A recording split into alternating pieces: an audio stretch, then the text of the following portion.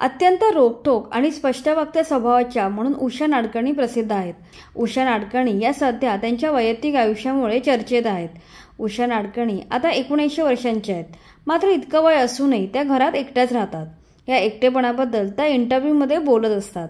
त्या म्हणतात की एवढे म्हातारपणी मी घरात एकटीच राहते, मी खाली पडले तरीही कोणाला समजणार नाही, मी सर्व कामं स्वतःच करते, स्वतःचं जेवण बनवते, मुलगा आहे पण वेगळा राहतो।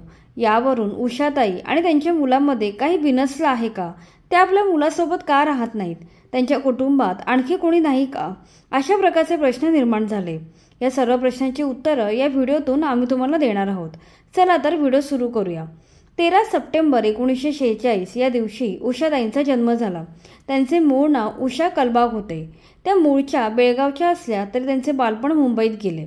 त्यांना लहानपणापासूनच अभिनयाची आवड होती, यामुळे घरात विरोध असूनही त्यांनी अभिनय क्षेत्र सोडलं नाही। इतकेच काय तर त्यांच्या आईने एकदा त्यांना त्या नाटकात काम करतात म्हणून घरातून हाकलून दिलं होतं, तरीही त्यांनी अभिनय क्षेत्र कधीच सोडलं नाही। शेवटी नाटकात त्यांचे नाव झाले तेव्हा घरातल्यांचा विरोध मावळला। आपला फटका स्वभाव आणि रोखठोक बोलणं हे आपल्या वडिलांकडून आले आहे असं त्या प्रामाणिकपणे सांगतात। शिक्षण पूर्ण झाल्यावर 1965 साली त्या BMC मध्ये कामाला लागल्या। काम सांभाळून त्यांनी नाटकात काम करणं सुरूच ठेवलं। त्यांना लग्न करायचं नव्हतं, मात्र घरच्यांच्या आग्रहामुळे त्यांनी 1970च्या आसपास लग्न केलं। त्यांच्या नवऱ्याचे नाव आनंद नाडकर्णी होते। तेव्हापासून उषा कलबागचे उषा नाडकर्णी झाले। मात्र थोड्या काळात नवरा बायकोत खटके उडायला लागले, मग ते वेगळे झाले। मात्र आयुष्यभर त्यांनी नाडकर्णी हेच आडनाव लावलं। या काळात त्यांना अभिजित नावाचा मुलगा झाला। त्यांच्या मुलासाठी हा काळ खूप कठीण होता। उषा नाडकर्णी या काम आणि नाटकात खूप व्यस्त असल्यामुळे त्यांना मुलाकडे जास्त लक्ष देता आले नाही।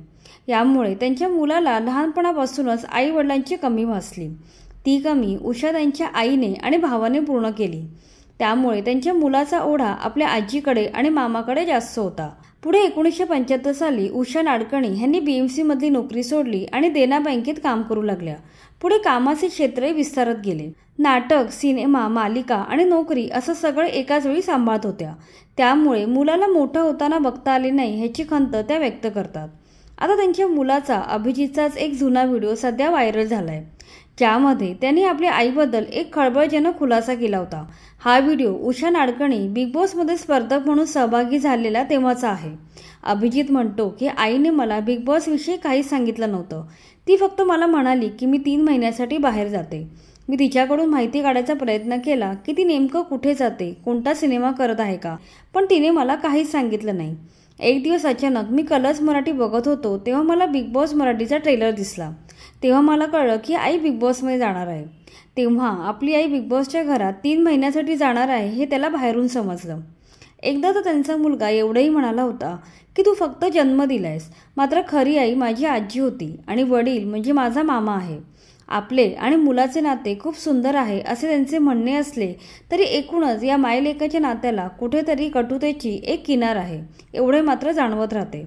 उषाताईंच्या बाकीच्या कुटुंबाबद्दल बोलायचे तर त्या तरुण असताना त्यांच्या वडिलांचं निधन झालं। नंतर 20 वर्षापूर्वी त्यांच्या आईचे निधन झाले। त्यानंतर त्यांना त्यांच्या भावाचा मोठा आधार वाटायचा, तो त्यांच्या सुखदुःखात साथ द्यायचा। मात्र दुर्दैवाने गेल्या वर्षी त्यांच्या भावाचं निधन झालं, त्यामुळे आता त्या पूर्णपणे एकट्या पडल्या आहेत। त्या म्हणतात की मी आता एकटं राहण्यात मास्टर झाले, आता पर्यायच नाहीये, सोबत कोणी नाहीये, त्यामुळे हे आवडायला लागलंय। असंच काम करताना मरण आलं पाहिजे, आपल्यासाठी कोणी त्रास घ्यायला नको, म्हणजे आपल्याला बघून लोकांना वाईट वाटायला नको आणि लोक आपल्यासाठी करतात हे पाहून मला वाईट वाटायला नको। आता या वयात मी फक्त बसून राहिले तर माझे हातपाय कडक होतील, म्हणून मी काम करत राहते। तरी माझं जेवण मी करते, माझा डबा मी करते, त्यामुळे काम करण्याबद्दल काही वाटत नाही। उषा नाडकर्णी कायम आपल्या मर्जीनुसार जीवन जगत आले आहेत। माणूस परिस्थिती आणि स्वभाव ह्यांच्या हातातला भावला आहे हे या मायलेकाच्या जोडीकडे पाहिल्यावर जाणवतं। आता जरी त्या एकट्या राहत असल्या तरी त्यांच्या जीवनाकडे पाहण्याचा दृष्टिकोन सकारात्मक असून त्यांचे जीवन जगण्याचे तत्त्वज्ञान प्रेरणादायक आहे।